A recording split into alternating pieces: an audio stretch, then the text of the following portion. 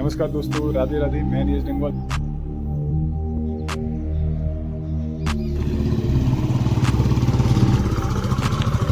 तो अब हम लोग दुकान से चल रहे हैं ससुराल के लिए। यहाँ से करीब और सम्रांत देव दिल्ली जनता से नम्र निवेदन या शीघ्र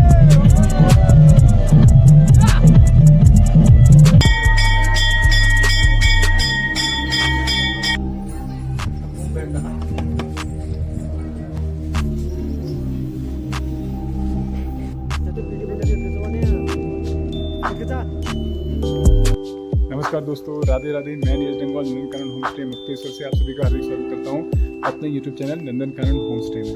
तो एक्चुअली शादी के बाद आज पहली बार मैं और पिंकी अपने ससुराल जा रहे हैं। तो फर्स्ट टाइम जब जाते हैं तो उसमें यहाँ की कुछ रस्में होती हैं। वो रस्में क्या क्या रहती हैं, कैसे कैसे इनको निभाया जाता है, वो सारी चीज़ें मैं आपको पूरा दिखाऊंगा आज। तो यहाँ पे ये रहता है कि जब पहली बार जाते हैं दुल्हन को जैसे लड़की को बेटी को तैयार करते हैं ऐसे उसको तैयार किया जाता है। पूरी पकवान बना करके उसको घर से भेजा जाता है। तो ये सारी चीज़ें आपको मैं दिखाऊंगा कैसे कैसे क्या चीज़ें की जाती हैं। तो बने रहिए हमारे साथ, पूरे वीडियो को अंत तक आप देखिए। तो अब आपको मैं पूरी रस्में दिखाता हूँ कैसे कैसे क्या क्या चीज़ें यहाँ पे होती हैं। तो चलिए चलते हैं आज के इस ब्लॉग में। तो यहाँ पे पिंकी जो है पूड़ियाँ और सब्जी बना रही है, क्योंकि पहली बार जब कोई लड़की अपने मायके जाती है तो उसको पूरी सब्जी इस तरह से कुछ पकवान लेके जाने होते हैं। यहाँ की एक परंपरा है। तो इस वजह से पिंकी यहाँ पे पूड़ी और सब्जी तैयार कर रही है।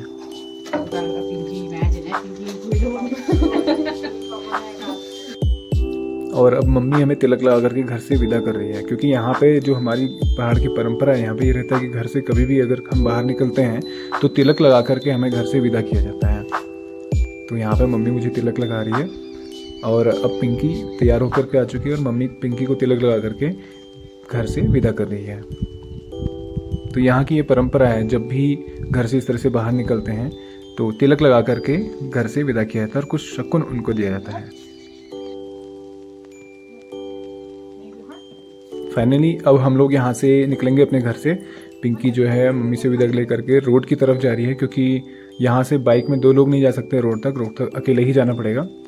तो पिंकी यहाँ से पहले जा रही है, मैं पिंकी को रोड से रिसीव करूँगा। पिंकी को बाय बोल देते हैं।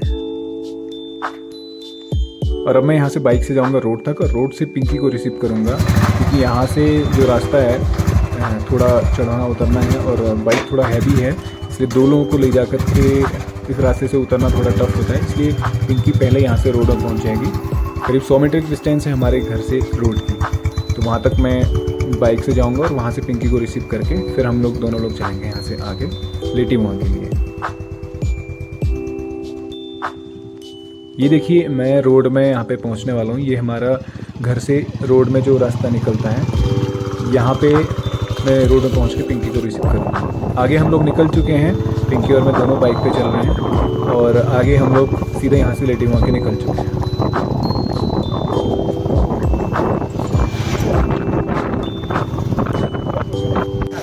अभी हम लोग पहुँच चुके हैं भटेलिया मार्केट में। यहाँ पे हम लोग थोड़ी देर के लिए रुके हैं, क्योंकि कुछ सामान हमें यहाँ से लेना है। तो पिंकी वो सामान लेके आ रही है, फिर हम चलेंगे आगे।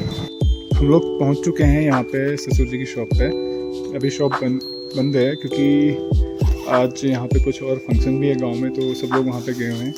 ये देखिए जय श्री राधे जय श्री श्याम, कितनी सुंदर पेंटिंग बना रखी है।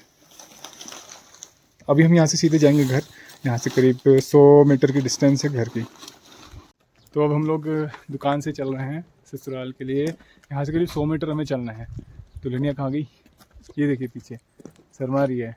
अब नहीं शर्मा रही, क्योंकि अभी काफ़ी दिन हो गए ना ब्लॉग में आते आते। स्टार्टिंग में तो बहुत शर्मा रही थी। तो अभी हम लोग जस्ट पहुंचने वाले हैं, करीब 1.5 मीटर यहाँ से और चलना है।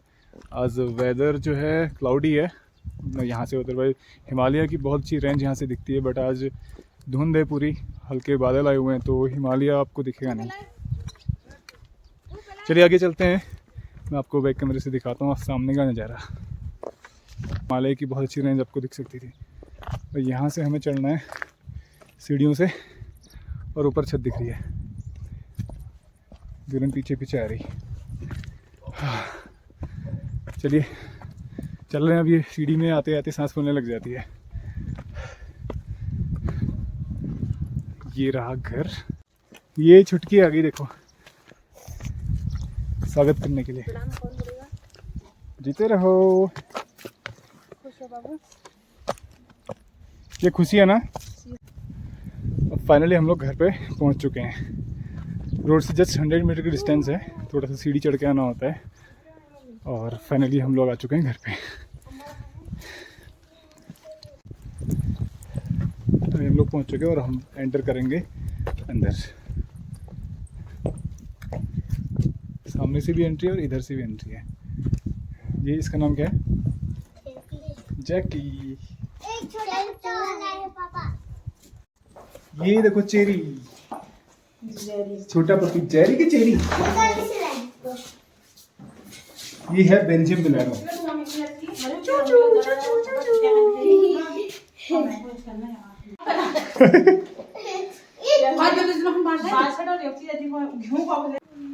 हमारा सारा सामान सक्कू अंदर लेके जा रही है।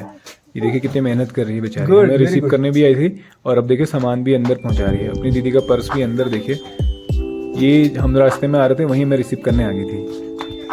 तो यहाँ पे ससुर जी का कॉल आया था कि कुछ हवन के लिए लकड़ी चाहिए, तो मैंने सोचा कि मैं ही तैयार कर देता हूँ। यहाँ पे देवदार की लकड़ी रखी हुई थी, तो उसको छोटे छोटे टुकड़े करके हवन के लिए मैं ये लकड़ी तैयार कर रहा हूँ। इसको हम लोग तैयार करके मंदिर में लेके जाएंगे और मंदिर में ये हवन के लिए प्रयोग में लाई जाएगी। तो ये सारे छोटे छोटे टुकड़े इस तरह से बनाने होते हैं, क्योंकि हवन के लिए हमें बारीक लकड़ी ही चाहिए होती है। और यहाँ पे देवदार की लकड़ी मिल गई थी, तो देवदार को सबसे शुद्ध माना जाता है हवन के लिए।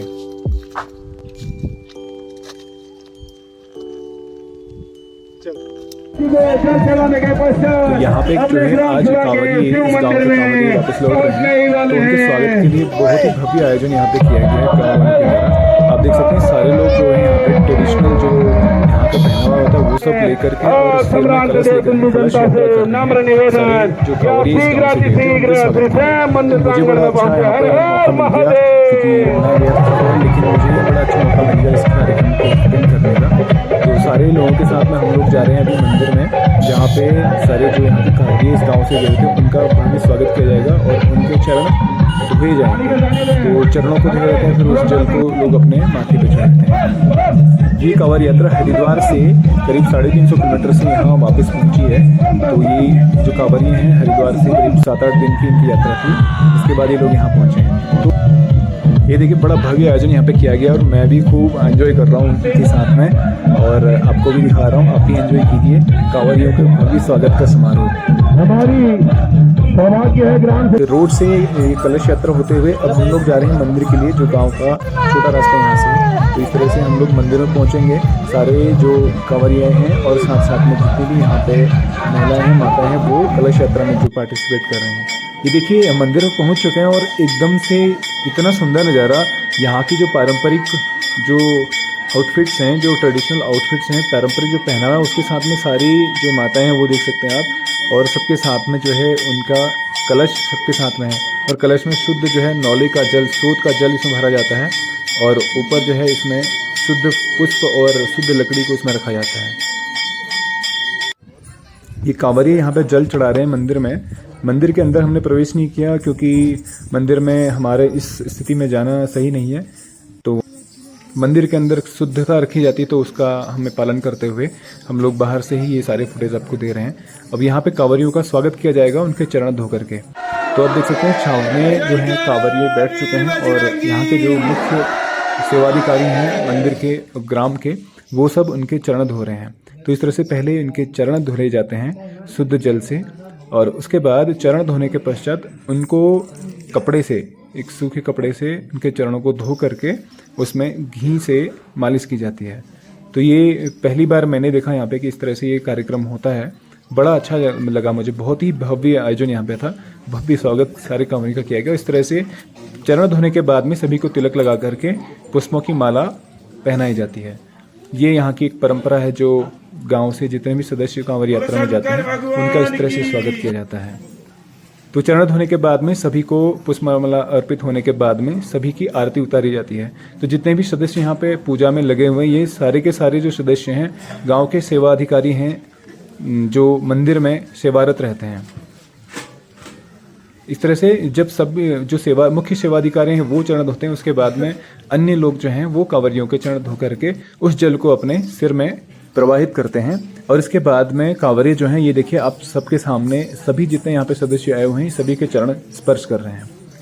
तो कांवरियों के चरण धुलने के बाद में सभी जितने भी यहाँ पे माताएं बैठी हैं, जितने भी पुरुष हैं, जितने भी सदस्य यहाँ पे होते हैं, उन सभी के कांवरिये चरण स्पर्श करके उन सबका आशीर्वाद लेते हैं। और ये आप देख सकते हैं सारे के सारे जो हैं सदस्य यहाँ बैठे हुए हैं। और ये सारे कार्यक्रम होने के पश्चात आप देख सकते हैं सामने सारे जितने भी सदस्य यहाँ पर मंदिर में मौजूद थे उनके लिए भंडारे का आयोजन किया गया है ग्राम सभा के द्वारा। और जितने भी जो श्रद्धालु थे उन श्रद्धालुओं के सहयोग से यहाँ पे आयोजन किया गया। और सारे देखिए पारंपरिक पहनावे के साथ में यहाँ पे भंडारे का आनंद ले रहे हैं। और भंडारे में जो मुख्य जो सामग्री होती है वो रहता है कि आलू का गुटका और साथ में सूजी का हलवा।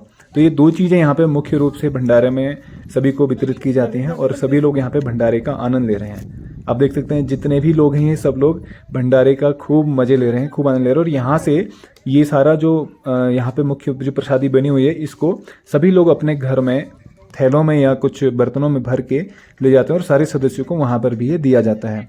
तो इस तरह से यहाँ की पारंपरिक ये परंपरा है कि गांव में जो भी इस तरह से मंदिरों में आयोजन होता है उसमें सभी लोग सहयोग देते हैं और सभी के सहयोग से कार्यक्रम होता है और सभी लोग प्रसाद को अपने घर में भी लेकर के जाते हैं। तो यहाँ पे सभी लोग आप देखिए प्रसाद का आनंद ले रहे हैं, आलू का गुटका और साथ में सूजी का हलवा। ये दो चीज़ें मुख्य रूप से यहाँ पे मंदिर में जब कार्यक्रम होता है तो ये दो चीज़ें बनाई जाती हैं।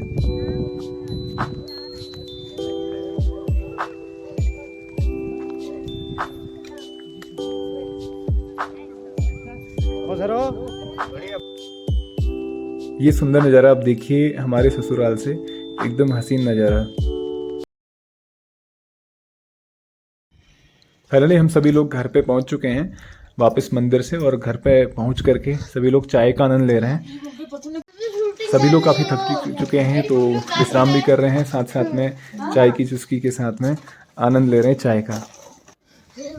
ये हमारी सासू माँ हैं, ये कोमल है, वो हमारी छोटी सासू हैं, ये पिंकी, वो डुक्कू और ये हमारी ससुर जी।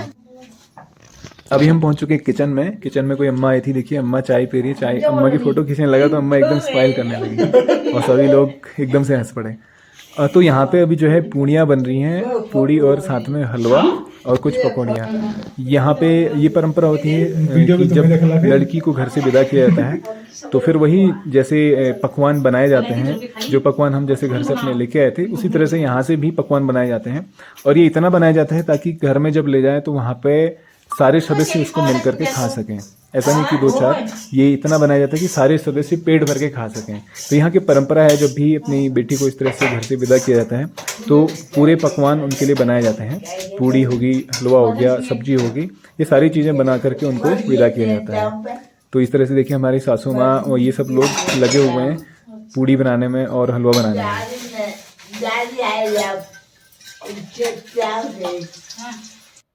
हम लोग तैयार हो चुके हैं निकलने के लिए। तो अभी तिलक लगा करके हमें यहाँ पे विदा किया जा रहा है।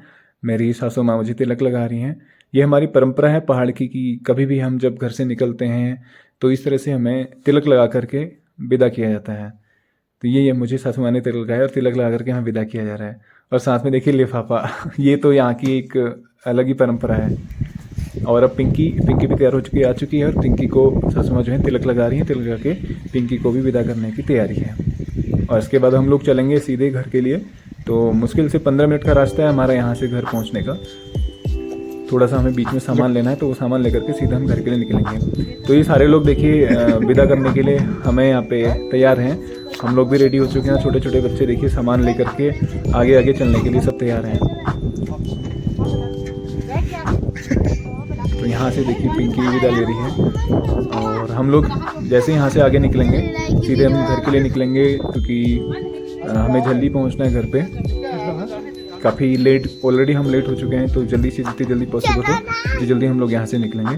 तो फाइनली हम लोग यहाँ से निकल चुके हैं और करीब 15-20 मिनट का रास्ता हमारा है आगे।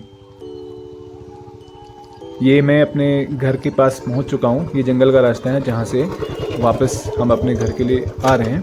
ये रास्ता हमारा घर पहुँचता है सीधे रोड से। आप देख सकते हैं यहाँ से हम लोग रोड से यहाँ पे सीधे घर पे बाइक से इस तरह से आते हैं।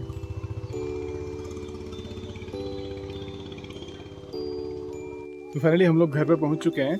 उम्मीद करता हूँ आपको ये ब्लॉग पसंद आया होगा, और ब्लॉग पसंद आया तो प्लीज़ इसको लाइक कीजिए, शेयर कीजिए और कमेंट कीजिए। और अपना कोई सजेशन देना चाहते हैं तो आप कमेंट बॉक्स में कमेंट करके अपना सजेशन दे सकते हैं। और हमारे चैनल को सब्सक्राइब कीजिए, बेल आइकन दबाना मत भूलिए, बेल आइकन प्रेस कीजिए ताकि कोई भी हमारा नया ब्लॉग पब्लिश होता है तो आपको नोटिफिकेशन के माध्यम से मिल जाएगा। तो वीडियो में हमारे साथ बने रहने के लिए थैंक यू सो मच। मिलते हैं नए ब्लॉग में, तब तक के लिए राधे राधे।